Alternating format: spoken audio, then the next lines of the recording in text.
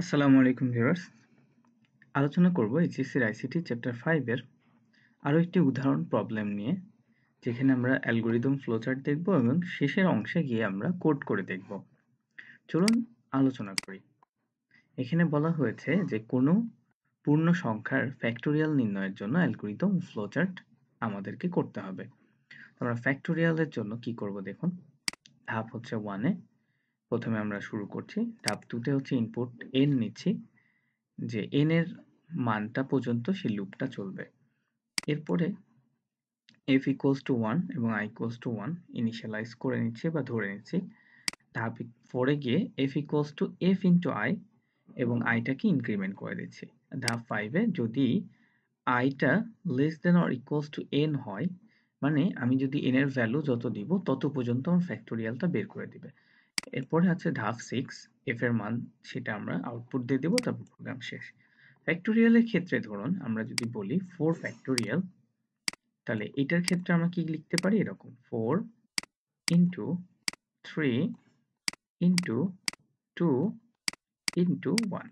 So এই ধরনের কাজটার জন্য আমরা মূলত এই ফর্মুলাটা ব্যবহার করছি। দেখুন একবার হচ্ছে 4, তার সাথে যদি আমরা আবার 3 কে গুণ করি, তারপর আবারও যদি 2 কে গুণ করি, তারপর 1 কে গুণ করি, তাহলে ভ্যালুটা পেয়ে যাব। ঠিক আছে? আমরা যদি একটা ছোট ফ্যাক্টোরিয়াল চিন্তা করি, ধরুন 3 এর ফ্যাক্টোরিয়াল মানে কত, তাহলে আমরা এইভাবে বের করতে পারি 3 ইন্টু 2 ইন্টু 1, তাহলে কত হচ্ছে দেখুন 3 দুগুণে 6, 6 একে 6। ঠিক আছে? তাহলে এইভাবে আমরা ফ্যাক্টোরিয়ালটা বের করব। তো এখানে দেখুন ইনপুটে আমরা ফ্লো চার্টটা যদি দেখি, প্রোগ্রাম শুরু করলাম, ইনপুট হিসেবে n এর মান নিলাম, f এর মান হচ্ছে 1 এবং i এর মান 1 দিয়ে দিলাম।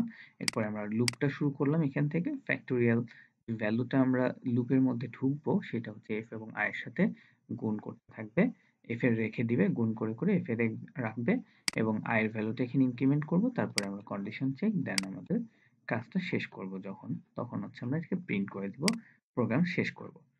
তো এই একই কাজ আমরা এখন একটু কোডে করব। ঠিক আছে? চলুন তাহলে শুরু করা যাক। আমি চলে যাচ্ছি অনলাইন কোড এডিটরটা অন করার জন্য ব্রাউজারে। এরপরে আমরা এখানে লিখে নিব সি কম্পাইলার। ঠিক আছে? এরপরে আমরা এন্টার করব, এই যে প্রথমে যেটা আসবে এটাকে আমরা ওপেন করে নিচ্ছি। আচ্ছা, ওপেন হোক। আমরা এটাকে একটু ছোট করে নিই, এখানে কোড করব, আর এইটাকে একটু ছোট করে নিই, এটা হচ্ছে বামে থাকবে। ঠিক আছে? আচ্ছা, আমরা প্রোগ্রামটা যাতে দেখতে পারি একটু বড় করে দিচ্ছি। হ্যাঁ, আচ্ছা দেখুন, আমাদের প্রথম কাজ হচ্ছে ডিসিশন নেয়া, যে ইনপুট হিসেবে আমাদের যে n নিব সেটা একটা ভ্যারিয়েবল, মানে কি কি ভ্যারিয়েবল আমাদেরকে ডিক্লেয়ার করতে হবে। তো f এর ভিতরে যে রাখবো ফ্যাক্টোরিয়ালের ভ্যালুটা, সেটা একটা ভ্যারিয়েবল। i এটা হচ্ছে লুপ কন্ট্রোল করার জন্য একটা ভ্যারিয়েবল দরকার হবে। তাহলে এই তো আমাদের ভ্যারিয়েবল লাগছে, আর কি কোনো ভ্যারিয়েবল লাগবে না। তো আমরা তাহলে ডিসিশন ফাইনাল করলাম যে আমাদের তিনটা ভ্যারিয়েবল ডিক্লেয়ার করতে হবে। তাহলে আমরা এখানে ভ্যারিয়েবলটা ডিক্লেয়ার করে ফেলি। তো এটা থাকুক, আমরা এখানে প্রথমে আগে ভ্যারিয়েবলটা ডিক্লেয়ার করে ফেলি। আমরা এখানে ডিক্লেয়ার করছি ইন্টিজার, প্রথমে হচ্ছে n, তারপরে হচ্ছে f, তারপরে আমরা ডিক্লেয়ার করছি i। তাহলে আমাদের ভ্যারিয়েবল ডিক্লারেশনের কাজ শেষ। এখানে আমরা একটা মেসেজ দিব, সেটা হচ্ছে ইন্টার নাম্বার। ঠিক আছে? এটা আমরা মেসেজটা দিয়ে দিলাম। এরপরে আমরা এটাকে স্ক্যান করব, কাকে স্ক্যানএফ করব হচ্ছে ইনপুট নিবে ইউজারের কাছ থেকে n এর ভ্যালু, মানে আমি ধরুন জানতে চাচ্ছি 3 ফ্যাক্টোরিয়াল, তাহলে ইউজার 3 ইনপুট দিবে, এটা ফ্যাক্টোরিয়ালটা আমার এই প্রোগ্রামটা সলভ করে দিবে। ঠিক আছে? তাহলে আমরা এখানে যেহেতু ইন্টিজার টাইপসের ডেটা, তাহলে আমরা পার্সেন্টেজ দিয়ে দিয়ে দেব। এবার আমার ইনপুট নেওয়ার জন্য এই যে এম্পারসেন্ট চিহ্নটা দিয়ে এই যে এন্টার দিয়ে দিলে হয়ে যাচ্ছে। এরপরে আমাদের ইনপুটের কাজ শেষ, আমাদের এখন লুপ চালাইতে হবে।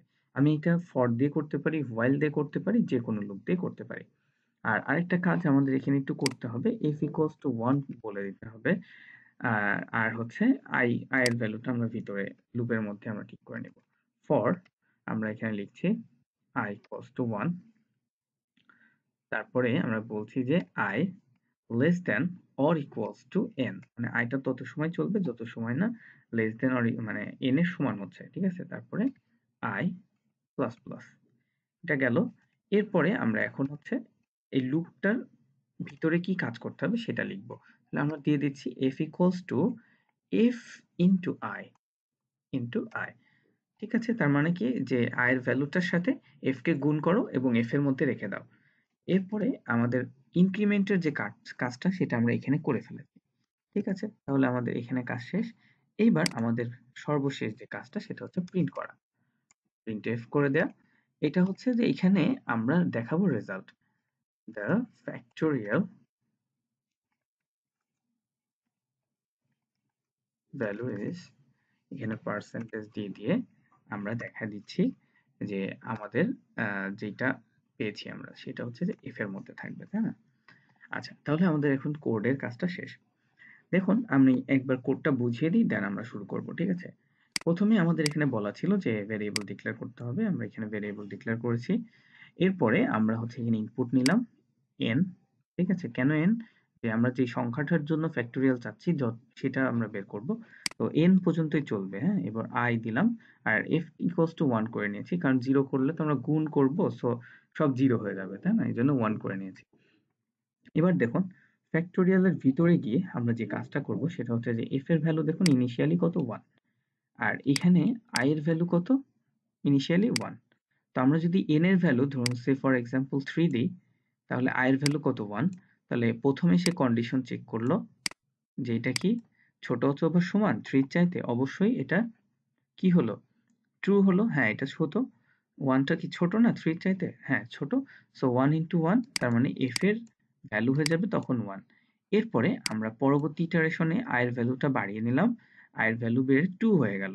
তো আমরা যখন 2 হবে তখন আমরা এখানে এসে 2 বানিয়ে দিই, তাহলে 3 এর সাথে সে কম্পেয়ার করবে যে 2 কি 3 এর চাইতে ছোট অথবা সমান, অবশ্যই এটা কি ছোট।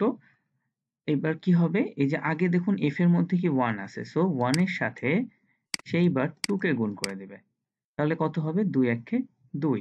তাহলে এবার কারেন্ট ভ্যালুটা কত থাকছে 2 থাকছে। ঠিক আছে, এইবার আমাদের ইটারেশনে আমরা পরবর্তী ইটারেশনে কি করব, 2 এর ভ্যালুকে আবার 1 বাড়িয়ে দেন, দিলে কত হবে 3 হয়ে যাবে। এবার আবারও আমরা এখানে চেক করব যে 3 কি, এই কন্ডিশনে চেক করব যে 3 চাইতে কি 3 ছোট অথবা সমান, ছোট না বাট সমান। সেই ক্ষেত্রে আমরা কি করব, f এর ভ্যালু যেহেতু 2 আছে এর সাথে আবার 3 কে গুণ করে দেব, তাহলে 3 দুগুণে 6, 3 দুগুণে 6। আচ্ছা, আমার কথা হচ্ছে যে এখানে less than or equals to কেন লিখলাম, কারণ আমাদের দেখুন আমাদের প্রথমেই বলেছিলাম যে 3 ইন্টু 2 ইন্টু 1, এইটাই হচ্ছে ফ্যাক্টোরিয়াল ফর্মুলা। দেখুন 3 কে নিতে হবে, এই জন্য আমরা এটা less than or equals to লিখেছি। তারপরে দেখুন এটা যদি আমরা পরবর্তী ইটারেশনে ইনক্রিমেন্ট করে দিই যে 3 এর পরিবর্তে 4 হয়ে যায়, তাহলে কিন্তু এবার আর এই লুপে ঢুকবে না, সো ফলস হয়ে যাবে, লুপটা থেকে বের হয়ে যাবে। এখানে এসে সে তখন প্রিন্ট করে দিবে। তাহলে এই কাজটা আমরা এখন রান করে দেখব যে আমরা যা কিছু বললাম সেটা ঠিক আছে কিনা। ঠিক আছে, আমাদের কোথাও কোনো ভুল আছে কিনা একটু চেক দিয়ে নিই, আমরা রান করলেও ভুলটা দেখতে পারবো। হ্যাঁ, ইন্টার করতে বলা হচ্ছে 3 কে আমরা দিয়ে দিই, এই যে দেখুন 6, the factorial value is 6। আচ্ছা, 3 না দিয়ে আমি যদি এটা দিতাম 4, তাহলে কত হতো, 4 এর জন্য এই যে 24। আচ্ছা, আমি আরেকবার রান করি, আমি যদি 120 দেই, এন্টার করি, তাহলে কত হচ্ছে। আচ্ছা, এরপরে আমি যদি এটার ভ্যালু দিই 24, এন্টার করি, এটা চলে আসবে। আচ্ছা, এরপরে আমি একটা ভ্যালু দিই, সেটা হচ্ছে যদি হচ্ছে 6 দেই, আচ্ছা 720। আচ্ছা, অনেক বড় ডেটা চলে আসছে, সেক্ষেত্রে তখন হচ্ছে ও ক্যালকুলেশন করতে পারছে না। ধরুন এবার যদি আমরা হচ্ছে 8 দেই, তাহলে এই যে দেখুন কত বড় একটা নাম্বার চলে আসছে। তো যাই হোক, আমি যদি এটাকে ইন্টিজার না দিয়ে লং ইন্টিজার দিতাম বা লং লং ইন্টিজার দিতাম, সেই ক্ষেত্রে যত বড় ডেটাই দিই না কেন সে এটাকে দেখাবে রেজাল্টটা। ঠিক আছে, ওই যে মাইনাস ভ্যালু দেখিয়ে ফেলেছিল, তাই না? আচ্ছা, এটা যদি আমি লং করে দিই, লং ইন্টিজার, এবার সেক্ষেত্রে আমার কিন্তু ডেটা দেখাবে, তখন কিন্তু আবার এল এখানে আবার ইয়ে বাড়াইতে হবে, লং ইন্টিজারকে অ্যাক্সেস করার জন্য আমাদের অ্যাক্সেস মডিফায়ারটা তখন চেঞ্জ করতে হবে। তো যাই হোক, আমরা এখানে শেষ করব, যেহেতু আমরা অলরেডি কোডটা আমরা পারফেক্টলি রান করেছি এবং আমরা যেটা লিখেছিলাম যে আমরা 3 প্র্যাকটিস করেছিলাম, 3 এর জন্য আমাদের আউটপুট 6 দিচ্ছে, সো এটা আমাদের কোডটা ঠিক আছে। তাহলে আমরা যে কোনো প্রবলেম যখন আমরা পাবো, প্রথমে আমরা এইভাবে অ্যালগরিদম চিন্তা করব, তারপর ফ্লো চার্ট চিন্তা করে দেন আমরা কোড করব।